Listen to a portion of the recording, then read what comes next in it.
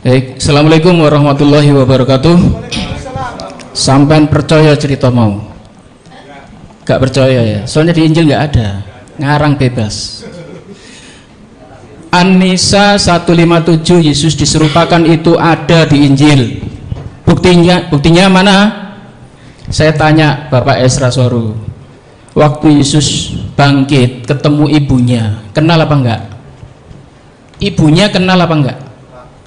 Dijawab iya atau tidak saja, nggak usah panjang-panjang. Yang mana yang Bapak maksudkan dengan ibunya? Ibunya di taman, ada orang dipikir itu tukang taman, padahal itu Yesus. Ibunya nggak kenal. Nah, Bapak salah, Pak. Itu bukan ibunya. Bapak baca Alkitab kurang bagus itu. Ibunya, Pak. Bapak salah, Bapak baca ulang lah. Kemudian murid-muridnya berjalan, muridnya nggak kenal, Pak. Coba buka di Yohanes berapa, Pak? Coba buka, Pak. Dipanggil ibu itu, Pak. Sampai kok ngomong gak ibu itu. 1 menit lagi. Pertanyaannya dulu, Pak. Ya. An-Nisa 157 itu terbukti di Injil ada, Pak. Oke. Buka dulu Injilnya.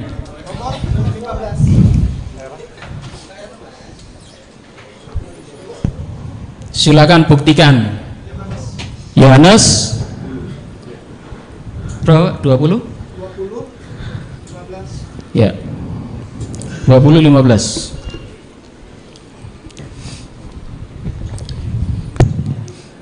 Yang di taman itu. Itu Ya. tadi itu. Ya. Tadi. Ibu, Naik. mengapa engkau menangis? Coba diturunkan sedikit. Nah, itu ayat 13.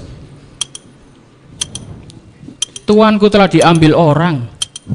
Kemudian ada orang di situ dipikir tukang taman. Ibunya nggak kenal, wajahnya nggak kenal, suaranya nggak kenal. Baik, Pak, untuk waktunya sudah habis. Apa pertanyaannya? Bahkan murid-muridnya saat berjalan, muridnya nggak kenal. Berarti An-Nisa 157 terbukti. Terima kasih. Wassalamualaikum warahmatullahi wabarakatuh. Pertama-tama, ya.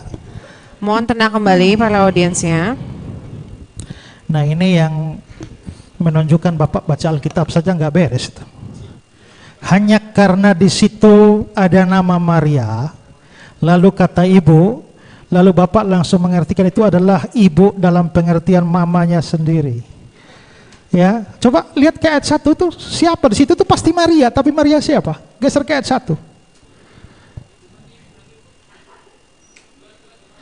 Pada hari pertama minggu itu, pagi-pagi benar, ketika hari masih gelap, pergilah Maria Magdalena. Bukan Maria ibu Yesus. Maria Magdalena itu siapa? Maria Magdalena itu bukan nama diri atau marga. Maria Magdalena itu artinya Maria dari kampung Magdala. Ya. Nah, nama Maria di Alkitab tuh ada banyak, ya. Ada Maria ibu Yesus, ada Maria saudara Marta dan Lazarus di Lukas pasal 10.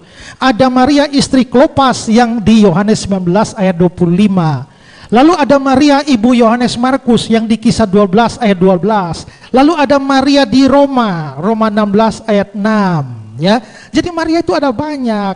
Maria Magdalena itu bukan Maria ibu Yesus, tapi itu orang yang ditolong, disembuhkan dari kerasukan, dan dia adalah termasuk kumpulan perempuan yang menjadi pengikut dan pelayan Yesus di dalam pelayan.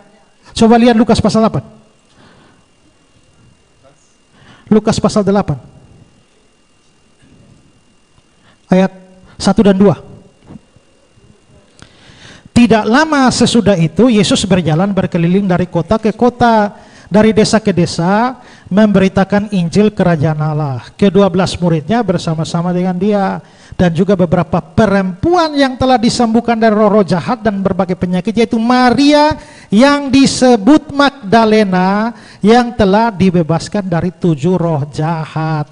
Kalau Maria Magdalena ini mamanya Yesus, kapan mamanya Yesus kerasukan 7 roh jahat? Jadi ini bukan problem pada saya, ini problem saudara baca Alkitab tidak jelas itu. Nah, sekarang ke Yohanes pasal 20 lagi. Tadi ya, yang dipersoalkan tadi. Ayat berapa tadi beliau persoalkan itu?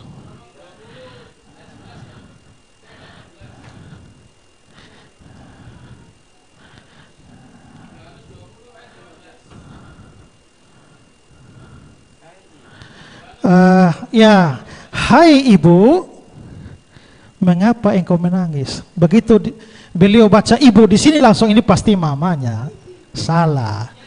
Nah, inilah yang perlu pemahaman bahasa asli. Bahasa asli ibu di situ tuh siapa? Ya, kalau mama itu harusnya dia pakai bahasa Yunani meter. Dari meter itu jadi mother, bahasa Inggris. Tapi kalau saudara lihat bahasa aslinya di situ tidak memakai meter, tapi memakai gunai. Ya, Pak tidak punya hak bicara. Sekarang saya. Ya. Nah, jadi Maaf Pak, biarkan narasumbernya menjawab ya, saja. jadi di situ kita bisa lihat bahwa yang disebut itu sebenarnya guna itu bukan ibu, bukan mama.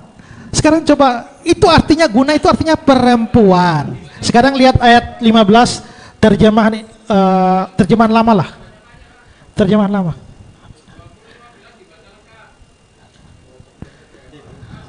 Alkitab ini. Terjemahan lama.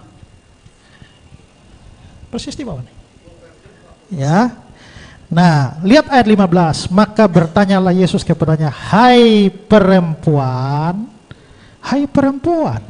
Jadi kita bisa melihat bahwa memang itu bukan mama. Jadi pertama saudara sudah salah. Dan yang kedua adalah mengapa kok mereka tidak mengenal Yesus. Baik Maria Magdalena maupun orang yang berjalan. Nah, kalau saudara melihat bahwa memang pada waktu Yesus bangkit itu ada perubahan di dalam dirinya karena dia sudah mengenakan tubuh kebangkitan. Ya, itu tubuh kebangkitan, makanya di dalam bagian yang lain dikatakan bahwa dia menampakkan diri dalam rupa yang lain. Karena itu memang ada pemuliaan lebih lanjut. Yesus itu dia mengenakan tubuh manusia, darah dan daging. Tapi pada waktu dia dibangkitkan, sekarang coba lihat Pak, Filipi pasal 3. Filipi pasal 3 ayat yang ke-21. Ayat 20-21. Filipi 3, 20-21. Ya. 20-21. Tetapi tanah air kita ada di surga, dan dari sana kita juga menantikan juru selamat, yaitu Tuhan Yesus Kristus, yang akan mengubahkan rupa tubuh kita yang hina ini menjadi serupa dengan tubuhnya yang mulia. Jadi memang ada perubahan atau pemuliaan lebih lanjut kepada tubuh Yesus setelah bangkit. Karena itu kalau dia sedikit untuk sementara waktu tidak dikenali, itu hal yang wajar. Tapi poinnya tetap ada. Karena apa? Karena Bapak boleh pertanyakan kok kenapa Maria Magdalena tidak mengenal. Tapi coba baca cerita sebelumnya dan sesudahnya. Bukankah itu tetap berbicara soal kematian dan kebangkitan?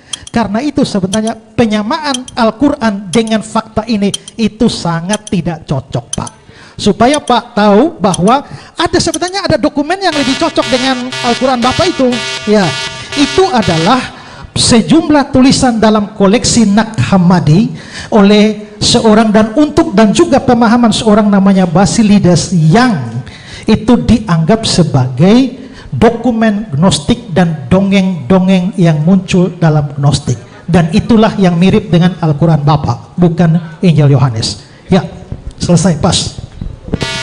Baik ya, untuk waktu penanya Islam kepada Kristen sudah selesai. Apakah dari pihak Kristen masih ada yang ingin bertanya?